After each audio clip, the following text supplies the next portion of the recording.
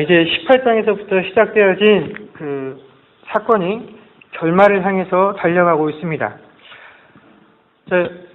여러분에게 질문을, 아마 많은 질문들을 받으셨을 거고, 또 대답들도 하셨을 거고, 아마 깊이 고민들도 해보셨을 텐데, 여러분, 왜 소돔성이 하나님의 심판을 받았을까요? 왜 소돔이 하나님의 심판을 받아 멸망했을까요? 무엇 때문에 멸망했을까요?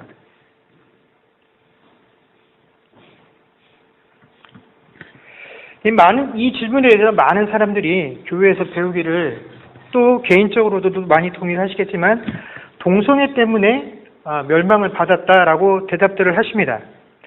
물론 이 소돔과 고모라가 심판을 받을 그 당시에 소돔성에 동성애가 빈번하게 이루어진 것은 사실입니다. 영어에서 남색을 의미하는 단어인 소돔이라는 이 단어가 바로 이 소돔이라는 단어에서부터 그 어원이 있다라는 것을 보아도 우리가 그 당시에 소돔성이 얼마나 성적으로 문란한 곳이었나라는 것을 짐작할 수 있습니다. 그러나 아무리 그것이 빈번하고 성적으로 문란한 일이 발생했다라고 할지라도 소돔의 멸망에 이 동성애라는 것이 직접적이고 또 가장 주된 원인이 될 수는 없다라는 것입니다. 왜냐하면 만약에 이 동성애 때문에 소돔이 멸망했다라고 한다면 여러분 지금 유럽이나 미국 또 우리가 살고 있는 이곳 캐나다가 가장 먼저 하나님의 심판을 받아야 하는 곳이기 때문에 그렇다라는 것입니다. 여러분 분명히 동성애라는 것은 하나님께서 가증히 여기시는 것이고 율법으로 그것을 행하지 않도록 금지해 놓으신 내용입니다. 그러나 이것이 소돔성이 멸망한 직접적인 이유는 결코 아니다라는 것입니다. 무엇보다 성경이 소돔성이 멸망한 이유를 우리에게 정확히 가르쳐주고 계시기 때문에 그렇습니다. 성경 에스겔서 16장 49절에서 50절 말씀에 보면 화면에도 나오죠. 내 아우 소돔의 죄악은 이러하니 그와 그의 딸들에게 교만함과 음식물의 풍족함과 태평함이 있음이며 또 그가 가난하고 궁핍한 자를 도와주지 아니하며 거만하여 가증한 일을 내 앞에서 행하였음이라. 그러므로 내가 보고 곧 그들을 없이 하였느니라 라고 말씀하셨습니다. 이 에스겔서 선지자의 내용은 그 유다의 멸망을 선포하면서 이스라엘 백성들이 하나님의 율법을 경홀히 여기고 자신의 배가 부르고 내 가족만 편안히 지내면 내 이웃과 내 주변에 내 동포들이 아무리 배고프고 굶주리고 힘들게 살아도 그것들을 돌아보지 아니하는 것, 또 하나님께서 가증하다고 여기신 일들을 아주 당당하게 행하면서 그것을 두려워하지 아니하는 그 거만함들을 하나님 앞에서 보여서 내가 유다를 멸망하는 시키는데 그 유다가 멸망하는 이유가 바로 소돔과 고모라가 지었던 죄와 똑같다라고 지금 말씀해 주시는 것입니다. 그리고 동성애라는 것은 하나님께서 말씀하신 그 가증한 행위들 중에 하나일 뿐일 것이다라는 겁니다. 여러분 소돔과 고모라가 심판을 받은 그 내용 그대로 하나님께 택함 받은 백성이다라고 스스로 자부했던 이스라엘 백성들이 또한 하나님께 심판을 받고 있다라는 사실을 우리는 명심을 해야 합니다. 이번 한 번뿐만이 아니라 이스라엘은 수차례 동일한 죄목으로 하나님께 경고를 받았고 때로는 징계를 받기도 했다라는 것입니다. 단지 이스라엘과 이방의 차이가 뭐냐면 하나님께서는 그 죄악에 대해서 이방인들에게는 결과론적인 멸망으로 심판을 하셨지만 이스라엘 백성들에게는 똑같은 고통과 아픔이 가는 것을 심판을 하셨을 때 그게 결과론적인 멸망으로 끝난 것이 아니라 어떻게 해요? 또다시 회복시키시는 기회를 주셔서 하나님 앞에 설 수 있게끔 하시는 기회를 끊임없이 그 백성들에게 허락하셨다라는 이 차이가 있을 뿐이다라는 것입니다. 그런데도 불구하고 우리가 소돔과 고모라의 멸망을 이야기할 때 가장 먼저 대부분의 사람들이 동성애 때문이다라고 주장을 하는 이유는 이 죄목이 나와 상관이 없기 때문에 그렇다라는 것입니다. 나는 그런 죄는 저지를래야 저지를 수가 없기 때문에 그 죄를 지목하는 것이다라는 것입니다. 나는 하나님 앞에서 절대로 심판받을 만한 행위를 하지 않는다라는 사실을 극명하게 보여줄 수 있는 내용이 동성애이기 때문에 우리가 동성애라는 것을 아주 드러내놓고 이야기하게 되는 것이죠. 그러나 여러분, 하나님께서는 결코 사람의 행위들을 보고 그 행위를 통해서 우리를 구원하시지도 아니하시고 또 우리를 심판하고 멸망하실 때 그 이유도 결코 우리의 행위를 보고 그 행위가 악하다라고 해서 우리를 멸망시키시지만도 아니하신다라는 사실을 알아야 합니다. 우리가 이러한 사실을 오늘 본문 가운데에서 하나님께서 롯과 그의 가정을 구원하시는 그 과정들을 살펴보게 되면 더욱더 명확하게 알 수 있습니다. 여러분, 천사들이 롯이 살고 있는 소돔성에 저녁이 다 되었을 때 도착을 하게 됩니다. 이때 롯이 소돔 성문에 앉아 있었습니다. 그리고 그 나그네들을 보고 자신의 집에 영접하여 드리죠. 여기서 롯이 소돔 성문에 앉아 있었다라는 이 표현은 그의 직무와 직책과 관련된 표현입니다. 고대 근동의 문헌들 중에서 성문에 앉아 있다라는 이 표현은 그 성의 법률을 관장하는 재판관이라는 직책을 나타내는 관용적인 표현이 그 성문에 앉아 있는 자라는 표현입니다. 그러니까 롯은 그 소돔성에서 어떤 직위를 가지고 있는 사람입니까? 그곳의 법률이 제대로 지켜지도록 사람들을 판단하는 재판관의 역할을 바로 이 롯이 하고 있었다라는 것입니다. 그런 법을 강제적으로 사람들에게 지키게 할 수 있는 그런 공권력을 가진 인물이었다라는 것입니다. 그렇기 때문에 보통 때 같았으면 그 소돔성에 있는 사람들이 롯의 명령에 저항을 하거나 롯을 위협할 수 있는 행동을 할 수 없었다라는 것입니다. 그런데도 불구하고 오늘 저희가 읽었던 이 본문의 그날 밤에는 바로 예상할 수 없는 일이 벌어지게 되었다라는 것이죠. 여러분, 나그네를 맞아들였던 그날 밤에 그 소돔성 안에 거주하던 노소를 막론하고 원근 각처에 있었던 뭇 남자들이 롯을 집에 모여들어서 그 집을 에워쌉니다. 그리고 롯에게 그 집안에 거하고 있는 나그네를 우리가 상관하기를 원하니까 내어보내라라고 요구를 하죠. 여기서 상관한다라는 표현이 바로 육체적인 행위를 의미하는 것입니다. 이런 요구를 들은 롯이 그 사람들에게 뭐라고 대답을 합니까? 지금 너희가 이런 악한 행동을 하는 것이 옳지 못하다라고 그들의 요구를 거절하죠. 물론 롯이 언급한 이 악한 행동, 너희들이 이 행동이 지금 악하다라고 말을 하는 데에는 성적으로 비정상적이고 문란한 그런 행위들을 포함한 것일 수도 있으나 이것은 비단 그 행위만을 일컫는 것은 아닙니다. 만약에 롯이 그 자신의 집을 둘러싸고 자신을 위협하고 있는 남자들을 향해서 외쳤던 그 악이라는 것이 단순히 성적인 것에 관련되어져 있는 문제였다라고 한다면 이 문제를 해결하기 위해서 롯이 내어놓은 해결 방법도 역시 어떤 방법입니까? 지극히 사악한 방법이기 때문에 그렇다라는 것입니다. 롯이 무엇을 제안합니까? 그 사람들을 보호하기 위해서 내게 아직 결혼하지 않은 두 딸이 있으니까 이 딸을 너희들에게 줄 테니 너희 마음껏 해라 라는 제안을 합니다. 여러분, 이러한 제안 역시 하나님 보시기에는 심각한 죄이고 악이다라는 것입니다. 아니, 우리가 하나님까지 거론하지 않아도 이건 비상식적이고 법률적으로나 도덕적으로도 쉽게 납득할 수 없는 내용이죠. 아무리 나그네를 대접하고 자신의 집에 온 그 나그네를 보호하는 일이 중요하다라고 해도 누군가를 보호하기 위해서 또 다른 누군가에게 그 사람의 희생을 강요하는 것, 이것은 소돔 사람들이 지금 롯에게 하고 있는 그 악한 행동과 하나도 다를 것이 없다라는 것입니다. 여러분, 처녀를 겁탈하는 것은 하나님께서 동성애를 경멸하시는 것만큼이나 가증히 여기시는 행동입니다. 하나님 앞에서 동성애나 처녀를 겁탈하는 것은 다 똑같은 죄이지, 동성애는 조금 더 나쁜 죄고 이성 간에 벌어지는 죄는 좀 덜하거나 결코 그런 것이 아니다라는 것입니다. 여러분, 오늘 본문에는 이렇게 한 가지 예로 이 소돔이 얼마나 악이 관영한 곳인가라는 사실을 우리에게 보여주고 있지만 이미 그 당시에 소돔과 고모라는 이 악명으로 그 인근 일대에 굉장히 평판이 좋지 못했던 것 같습니다. 창세기 18장 21절에 보면 하나님께서 아브라함에게 뭐라고 말씀하시냐면 내가 지금부터 소돔과 고모라에 들려볼 거야.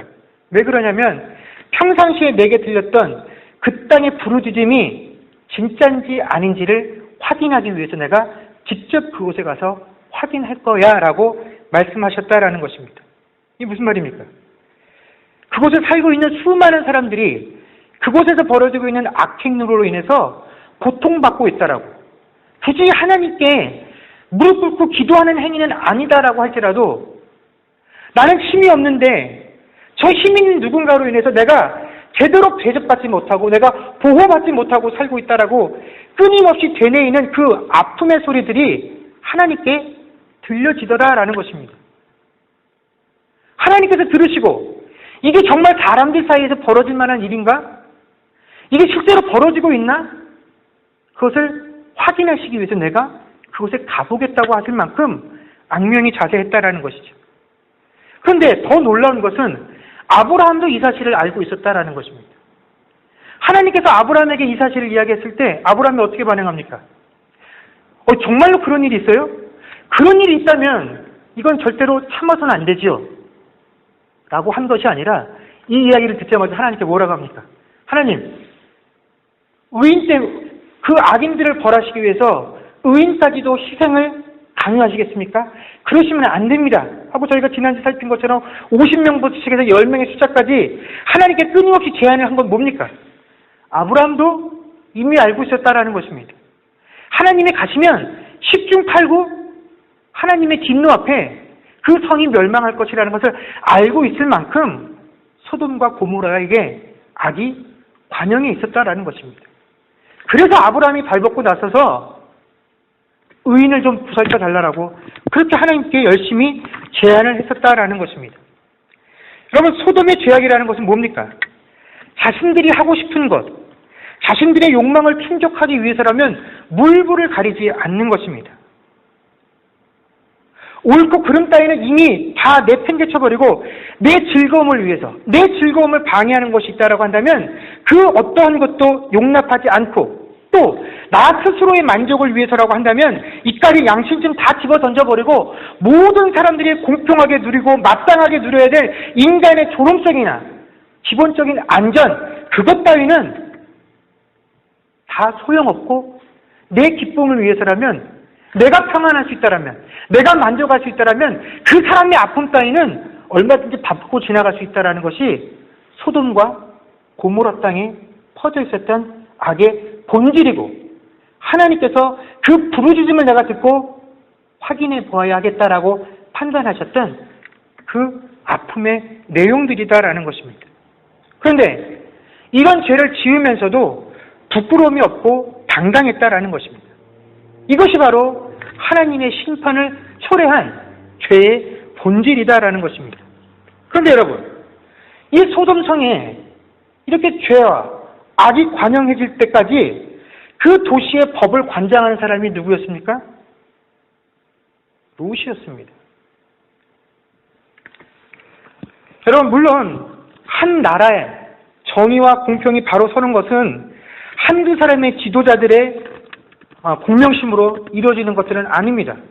여러 사람들이 그 가치를 중요하게 여기고 동의하고 지켜줘야지 가능한 것입니다. 그러나 아무리 그렇다라고 할지라도 최소한 그 법을 관장하는 수장의 의지가 확실하다고 한다면 여러분, 억울함을 호소하는 사람들이 훨씬 많이 줄어들게 될 것이고 그 땅에서 공평을 맛보고 안전을 경험하는 사람들이 분명히 더 많아졌을 것이다 라는 것입니다. 그러나 여러분, 높은 자리에 있는 사람들은요, 그가 법을 집행하고 그 법을 수호하는 자리에 있다라고 할지라도 그 일탈의 행위들과 이 불법의 행위들로 인해서 자신이 아무런 고통을 당하지 않기 때문에 실제로 이 법이 제대로 지켜지지 않을 때 일반 서민들이, 일반 백성들이 어떠한 고통과 어떠한 아픔을 경험하는지 제대로 느끼지 못하는 것이 저 높은 자리에 앉아있는 사람들의 속성이다라는 것입니다.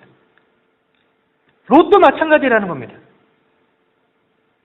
그래서 그 법을 정의롭게, 공평하게, 그리고 모든 사람들에게 자신에게 주어진 그 권력의 힘을 통해서라도 모든 사람들이 지킬 수 있도록 하는 일을 게을리했었던 그 결과, 이제 고스란히 그 결과를 자신이 맞닥뜨리게 되었다라는 것입니다. 여러분, 아마 평상시 같았으면 그들은 이 롯의 집에 몰려와서 롯의 집을 에워싸고 자신들의 요구를 주장하는 행동을 할 수 없었을 것입니다. 롯이 너희들이 하는 행동이 악하다라고 말을 했을 때, 야, 우리가 여기 있다가 재판장에 설 수도 있겠구나 하고 물러갔을 것입니다. 그런데 그날 밤에 내가 원하는 것, 내 욕구를 풀겠다라는 그 욕심이 강해져 있었던 그 사람들은 롯의 권위를 무시해버렸습니다. 그리고 어떡합니까? 심지어 이자가 언제부터 우리 중에 들어와서 우리의 법관이 되었느냐라고 하면서 그를 경멸하고 그에게 모욕을 줍니다. 자신들의 의견을 받아들이지 않으면 법관의 위치에 있는 너라도 절대로 가만두지 않겠다라고 그를 협박을 했다라는 것입니다. 한마디로 이성과 상식이 통하지 않는 무법천지가 바로 롯이 살고 있었던 소돔 땅이었다라는 것입니다. 여러분, 소돔성의 멸망에 하나님이 그 땅을 벌어보시고 진노하고 심판을 결심하시는 그 과정 가운데 과연 롯이 아무런 책임이 없다라고 말할 수 있겠습니까? 설사 세상이 그에게 맡겨진 그 권력에 대한 책임, 이거 어떻게 나의 혼자 입으로 다 할 수 있습니까? 라고 발뺌할 수도 있고 또 적당히 넘어갈 수도 있을 것이나, 하나님께서 성도에게 맡기신 직책, 내 이웃을 내 몸과 같이 사랑하라고 하셨던 그 직책, 그 직무를 온전히 감당하지 못해서, 그래서 내 이웃이 고통스럽다고 울고부졌던 그 상황에 대해서만큼은 여러분, 우리는 결코 난 책임 없다라고 말할 수 없다라는 것입니다. 오히려 하나님께서 우리에게 맡겨주신 그 직무에 대해서 성도는 그리스도인의 양심으로 더 큰 죄책감을 느낄 수밖에 없다라는 것이죠. 그런데 놀랍게도 하나님께서 이 소돔 땅에 모든 생명을 앗아가시는 그 심판의 과정 가운데 누구만 구원해내십니까? 롯의 가정만을 구원해내십니다. 이것뿐만이 아닙니다. 또 있습니다. 한바탕 소동이 벌어지고 소돔성 사람들로 인해서 롯의 가족들이 생명의 위협을 느끼는 그 순간, 천사들이 그 사람들의 눈을 어둡게 하고 롯의 가족을 구출해냅니다. 그리고 천사들이 롯에게 이렇게 얘기하죠. 우리가 하나님의 명령을 받아서 이 소돔성을 멸망시키기 위해서 왔다. 그러니 혹시 이 성 안에 너희 가족에 속한 자들이 있으면 빨리 그들을 데리고 이 성 밖으로 피신을 하라라고 이야기를 했다라는 것입니다. 롯은 즉각 자신의 딸들과 결혼하기로 되어 있었던 그 사위들을 찾아가서 이 땅에 곧 하나님의 심판이 임할 것임을 설명해 주었죠. 그랬더니 이 사위들의 반응이 무엇이었습니까? 이 말씀을 듣고 농담으로 여겼더라라고 되어 있습니다. 여러분, 왜 세상 사람들은 하나님의 심판에 관한 내용을 듣고도 회개하지 않고 그것을 농담으로 받아들일까요? 우리가 복음을 전할 때 이 세상이 그 복음을 진지하게 받아들이고 세상이 끝날 때 하나님의 심판이 계시다는 것을 분명하게 확신한다라고 한다면 아마 그들은 누구라도 다 복음을 받아들일 것입니다. 그러나 복음을 받아들이지 않는 가장 근본적인 이유는 그들이 심판을 믿지 않기 때문에 그렇다라는 것이죠. 그리고 오히려 그 하나님의 심판을 전하는 저희들을 향해서 참 불쌍하다라고 이야기를 합니다. 그렇게 하나님이라고 하는 분에게 얽매여서 살고 있다니, 지금이 어떤 시대인데, 이 자유로운 시대에 얼마든지 네 의지대로 네가 좋은 것들을 누릴 수 있는 그 시대에 하나님이라는 이름에 얽매여 그렇게 살고 있느냐라고 이야기를 합니다. 그들은 신마저도 내 마음대로 내 의지대로 선택할 수 있는 것, 그리고 내가 선택한 그것은 내 마음껏 즐길 수 있는 것, 이것이 자유로운 인간의 의무이고 권리다라고 생각들을 하고 우리들을 바라봅니다. 그러나 성경은 그렇지 않다라고 우리에게 말씀해 주고 계십니다. 로마서 1장 24절에 보면, 그러므로 하나님께서 그들을 마음의 정욕대로 더러움에 내버려 두사 그들의 몸을 서로 욕되게 하셨으니, 또한 26절 말씀에 보면 이 때문에 하나님께서 그들을 부끄러운 욕심에 내버려 두셨으니 곧 그들의 여자들도 순리대로 쓸 것을 바꾸어 영리로 쓰며 라고 되어 있습니다. 여러분, 불신자들은 자신들이 하고 싶은 대로 행함에도 불구하고 자신들에게 하나님의 심판이, 하나님의 제재가 떨어지지 아니하는 것을 증거로 삼아, 봐라, 하나님이 어디 계시냐, 너희들이 말하는 그런 나쁜 행동을 우리가 해도 어디 하나님으로부터 우리가 벌을 받느냐라고 당당하게 이야기를 합니다.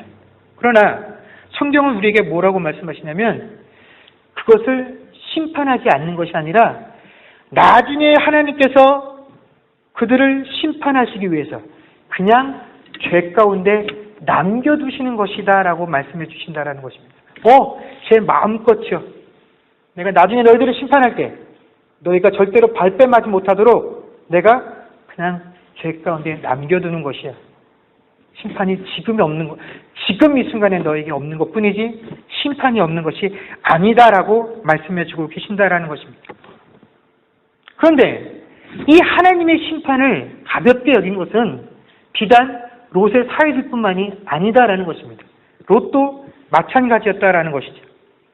여러분, 사회들에게 하나님의 심판을 언급하고 빨리 이것을 빠져나가야 한다라고 주장했던 그 롯도 정작 본인이 이 성을 빠져나가는 것을 주저하고 있었다라는 것입니다.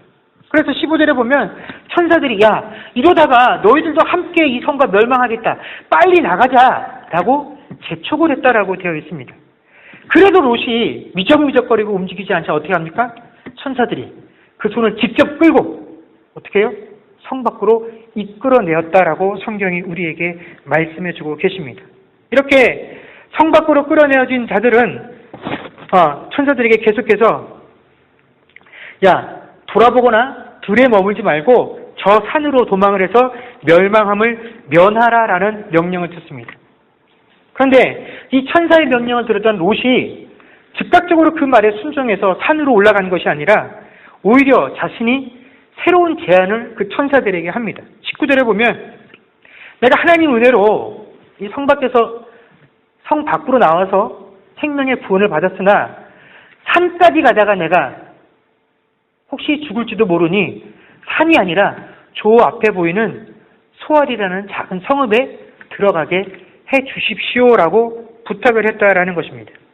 여러분, 이 소알이라는 성읍이 어떤 성읍이냐면 창세기 13장에 보면 롯이 삼촌 아브라함과 헤어져서 자신은 요단강 지역에 거하겠습니다라고 말할 때 그 요단강을 선택한 이유가 그 땅의 풍성함을 보고 선택을 했죠.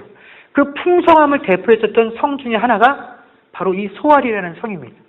그러니까 지금 이 소돔 땅이 멸망하는 것을 경험하고 그가 또 피하기를 원했던 곳은 어떤 곳입니까? 역시 소돔과 같은 그런 풍성함과 삶의 윤택함들을 제공할 수 있는 그 땅을 향해서 또 피신하겠다라고 롯이 제안을 한 것이죠. 여러분, 하나님께서 왜 그 성에서 빠져나와 눈앞에 소알이라는 성이 있음에도 불구하고 그 성읍이 아닌 산으로 그를 피신하도록 명령을 하셨을까요?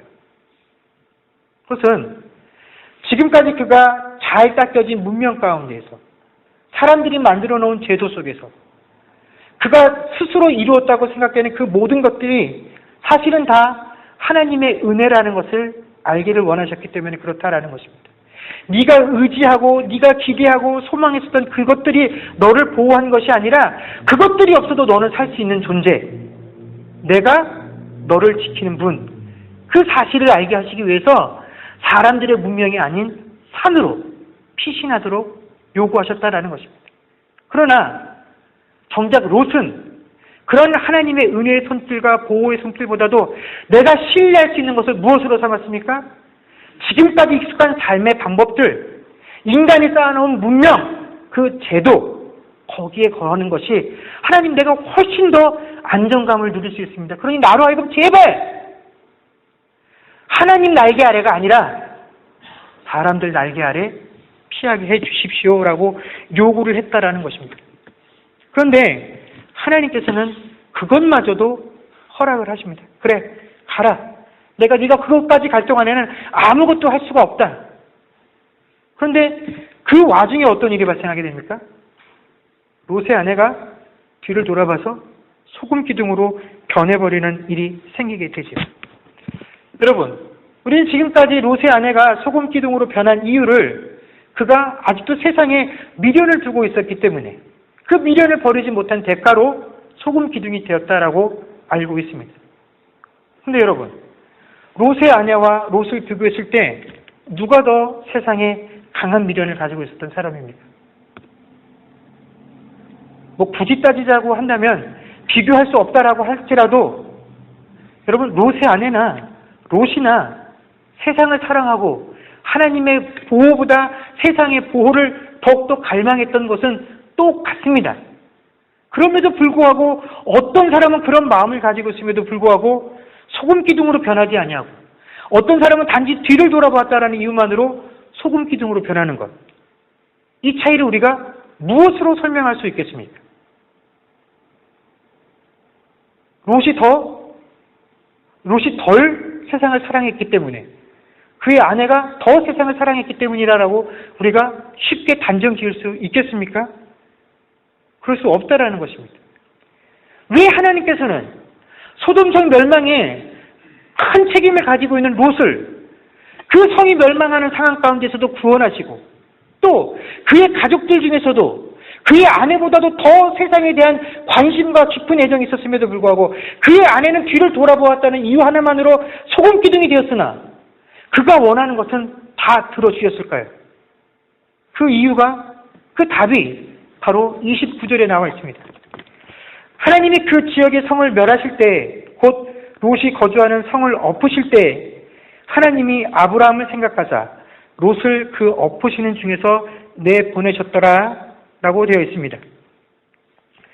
29절의 말씀대로라면 하나님께서 롯을 구출해내신 이유는 누구 때문입니까? 아브라함 때문입니다. 그런데 우리가 이 구절을 아브라함이라는 것을 아브라함이라는 사람, 특정 인물로 생각을 하면 안 됩니다. 또 아브라함이 우리가 이 앞장에서 살핀 것처럼 뭐 하나님께 의인들을 위해서 이 성이 의인들을 위해서 기도했었던 그 기도 덕분에 살아났다라고 해서도 안 됩니다. 아니기 때문에 그렇습니다. 하나님께서 아브라함을 기억하셨다라는 것, 아브라함을 생각하셨다라는 이것은 아브라함의 행위가 근거가 되어서 롯을 구해주셨다라는 것이 아니라 하나님과 아브라함 사이에 하셨던 그 약속을 기억하셨다라는 의미입니다. 하나님과 아브라함 사이에 있었던 그 약속의 핵심이 무엇입니까? 너는 가만히 있어. 어떻게 해요? 내가 다 한다라는 것입니다. 네 상태나 네 행위로 내가 너에게 은혜를 베푸는 것이 아니라 내가 너를 선택했기 때문에 네가 그 은혜를 받아 누릴 수 있을 만한 위치에 도달할 때까지 내가 끊임없이 너를 보호하고 인도해 갈 것이다 라는 것이 하나님이 아브라함에게 주셨던 언약의 핵심이다라는 것입니다. 그 언약을 기억하셨기 때문에 오늘 롯을 그 상황 가운데서 구원해내셨다라는 것입니다.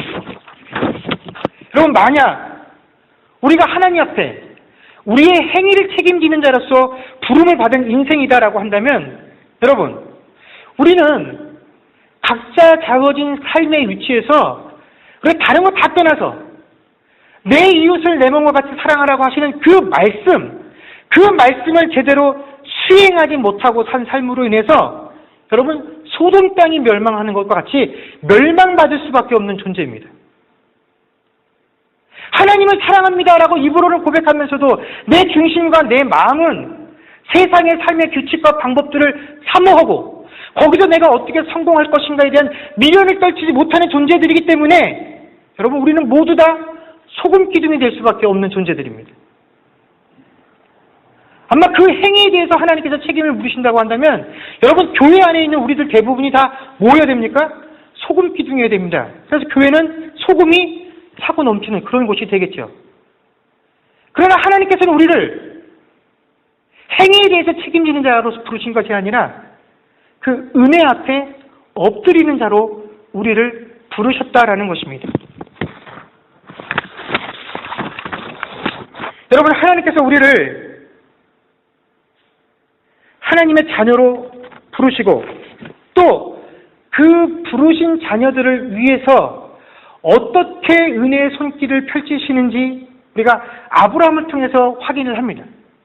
근데 우리는 아브라함에 대해서는 아브라함은 믿음의 조상이니까 내가 어떻게 아브라함과 같은 존재가 되어질 수 있나? 라고 생각을 하죠. 그렇다면 롯을 한번 쳐다보십시오. 여러분, 아브라함은 우리가 따라가기 힘들다라고 한다면 롯의 오늘의 모습과 지금 살아가고 있는 우리의 모습들을 한번 비교해 보십시오. 롯의 모습이 바로 우리의 모습입니다.